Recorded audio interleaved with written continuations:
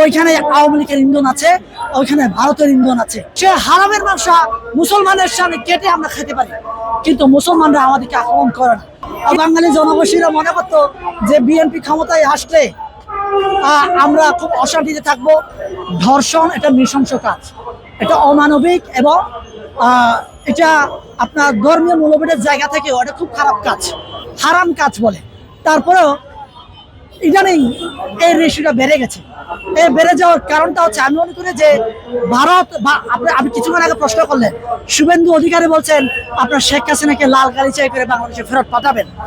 লাল গালিচাই করে বাংলাদেশে ফেরত পাঠাতে গেলে এটাকে একটা বন্দোবস্ত করতে হবে, রাস্তা তৈরি করতে হবে।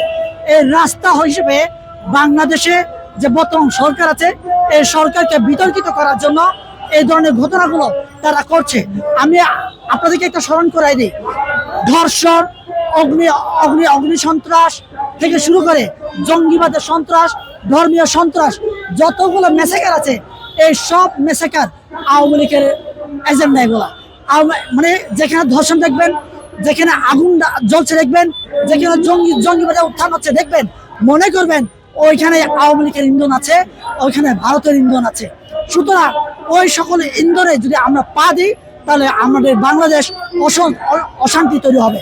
এই অশান্তি তৈরি যে আপনাকে যদি আমি আজকে বলি যে আপনার ধর্মীয় মূল্যবোধের জায়গা থেকে আমি যদি কোরআনকে নিয়ে যদি আমি কটূক্তি করি, আজকে সারা বাংলাদেশে একটা মেসেকার পরিস্থিতি তৈরি হবে।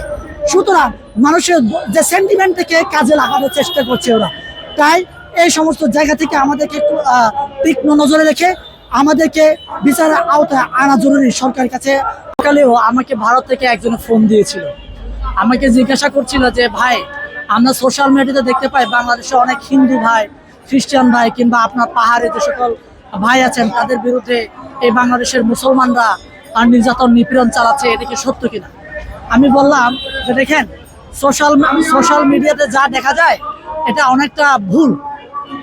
বরঞ্চ আমার এই বাংলাদেশে যেভাবে আমরা শান্তিতে আছি, ঠিক তেমনি ভারতের সংখ্যালঘু ভাইরা, যেমন ভারতের সংখ্যালঘু হচ্ছে মুসলমান, ভারতের সংখ্যালঘু হচ্ছে হিন্দু, খ্রিস্টান, ভারতের সংখ্যালঘু হচ্ছে বৌদ্ধ, ওরা যদি শান্তিতে যদি ওরা ধর্মীয় কাজ সম্পাদন করতে পারতো, তাহলে আমি আনন্দ পেতাম। আমাদের বাংলাদেশে 95% মুসলমান। এই 95% মুসলমান যেভাবে করে আমাদেরকে আগলে রেখেছে, ঠিক তেমনি আজকে যদি ভারতে 95% হিন্দু হতো, তাহলে ভারতের অবস্থা কি হতো আপনারা ভাবেন। যে ভারতে কোনো মুসলমান, কোনো বৌদ্ধ, কোনো খ্রিস্টান ভারতের মাটিতে আর থাকতে পারতো না। কিন্তু আজকে দেখেন, তারপরও আমাদের এই বাংলাদেশকে নিয়ে নানা ধরনের ষড়যন্ত্র, নানা ধরনের প্রপাগান্ডা হয়। আমি মনে করি যে ষড়যন্ত্র নানা দিক দিয়ে হচ্ছে। শুভেন্দু অধিকারী থেকে শুরু করে আপনার বিজেপি সরকার যেভাবে করে আপনার মুসলমানদেরকে নিধন করছে, মুসলমানদের উপর নির্যাতন করছে, এটা আসলে আমি একজন মানুষ হিসেবে এটা ভাষায় প্রকাশ করার মতো না। এটা নৃশংসতা। এই নৃশংসতা যদি না থামে, তাহলে এই পৃথিবীতে যে মানব জাতি বলে মানবিকতা আছে, এই মানবিকতা আসলে পৃথিবী থেকে হারিয়ে যাবে। তাই আমি মনে করি একজন মানুষ হিসেবে, একজন বাংলাদেশের নাগরিক হিসেবে এবং ভিন্ন ধর্মাবলম্বী হিসেবে আমি মনে করি যে বাংলাদেশে, আমি একটা উদাহরণ দিই আমি আপনাকে, যে 5ই আগস্টের পরে আমি একটা বক্তব্য দিয়েছিলাম, আমি একটা কথা বলেছিলাম, আমরা বাংলাদেশে আমরা তো শুকরের মাংস খেতে পারি ওপেনলি। এই শুকরের মাংস আমরা যেভাবে ওপেনলি খেতে পারি, যে 95% মুসলমানের দেশে কোরআনে আছে শুকর মাংস খাওয়া হারাম, সে হারামের মাংস মুসলমানের সামনে কেটে আমরা খেতে পারি, কিন্তু মুসলমানরা আমাদেরকে আক্রমণ করে না। কিন্তু ভারতে যেভাবে করে আপনার গরু মাংস খাওয়ার কারণে মুসলমানদের উপরে নির্যাতন নিপীড়ন চালানো হয়, এরকম নিপীড়ন যদি বাংলাদেশে আমরা মুসলমান ভাইরা চালাতো, আমরা টিকে থাকতে পারতাম না। তাই আমি মনে করি যে ভারত যেভাবে করে নৃশংসতা চালাচ্ছে, এই নৃশংসতা বন্ধে আন্তর্জাতিকভাবে যে সকল মুসলমান রাষ্ট্র আছে, প্রত্যেকটা মুসলমান রাষ্ট্রকে একত্রিত হইতে হবে এর বিরুদ্ধে কথা বলতে হবে। তাহলে এখান থেকে মুক্তি সম্ভব। আমি কিন্তু দেখতে পাই যে অনেক মুসলমান রাষ্ট্র এই বিষয়ে কথা বলে না। আজকে আমাদের বাংলাদেশে 95% মুসলমান, এই মুসলমান ভাইরাও এই বিষয়ে কথা বলেন না। কেন কথা বলেন না? ওরা মনে করে ভারতের বিরুদ্ধে কথা বললে আমাদের অনেক সমস্যা হবে। কি সমস্যা হবে ভাই? কি সমস্যা হবে আপনি আমাকে বলেন? আপনার ধর্মকে রক্ষা করার জন্য, এই পৃথিবীতে মানবতা রক্ষা করার জন্য আপনি যদি কথা বলতে ভয় পান তাহলে আপনি কিসের মানুষ হলেন ভাই? তা আমি মনে করি যে সময় থাকতে আমাদের সকল সত্তর হইতে হবে। আমাদের পার্বত্য চট্টগ্রামে যে সকল অবাঙালি জনগোষ্ঠী আছে, অবাঙালি জনগোষ্ঠীরা মনে করতো যে বিএনপি ক্ষমতায় আসলে আমরা খুব অশান্তিতে থাকবো, কিংবা এই যে বর্তমান যে সরকার আছে এই সরকার আসলে আমাদেরকে ভারতে পালিয়ে যেতে হবে, এরকম বারে বারে একটা কথা প্রচলিত ছিল। কিন্তু আজকে দেখেন, শুধু পার্বত্য চট্টগ্রাম না, সারা বাংলাদেশে আমাদেরকে যেভাবে ভয় দেখিয়ে দিয়েছিল যে হিন্দুরা বাংলাদেশে থাকতে পারবে না, বৌদ্ধরা বাংলাদেশে থাকতে পারবে না, খ্রিস্টানরা বাংলাদেশে থাকতে পারবে না, কিন্তু আমরা সবাই একসাথে মিলেমিশে কাঁধে কাঁধ মিলিয়ে বাংলাদেশকে এগিয়ে নিয়ে যাওয়ার জন্য আমরা শপথ গ্রহণ করেছি। আমি খুব ভালো শান্তিতে আছি। সোশ্যাল মিডিয়াতে এরকম অনেক রংচটা কথা হয়, এই সরকারকে বিতর্কিত কথা বলার জন্য, বিতর্কিত করার জন্য এই ধরনের কথা হয়। কিন্তু আপনারা পার্বত্য চট্টগ্রাম, আপনার মিডিয়া, আমি সরাসরি বলবো, আপনারা মিডিয়ার ভাইরা পার্বত্য চট্টগ্রাম ঘুরে আসেন, এখানে সাম্প্রতিক দাঙ্গা হয় কিনা আপনারা দেখে আসেন।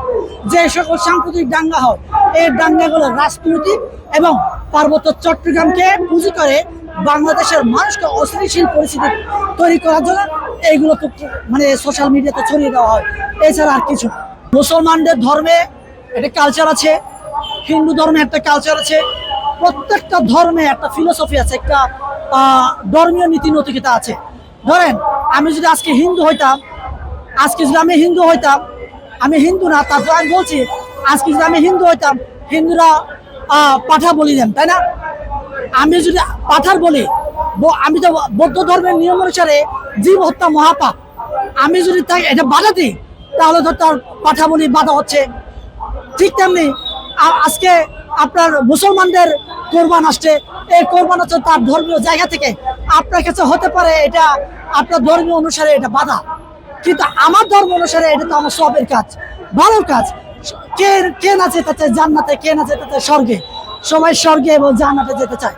স্বর্গে এবং জান্নাতে যাওয়ার জন্য আমার ধর্ম, আপনার ধর্ম অনুসারে ধর্মীয় রীতি পালন করার জন্য আমরা এই কাজগুলো করছি। সুতরাং আমি মনে করি যে ভারতের মুসলমানদেরকে স্বাচ্ছন্দ্যভাবে তাদের ধর্মীয় রীতিনীতি অনুসারে ধর্মীয় মূল্যবোধ পালন করার জন্য তাদেরকে সুযোগ দেওয়া উচিত।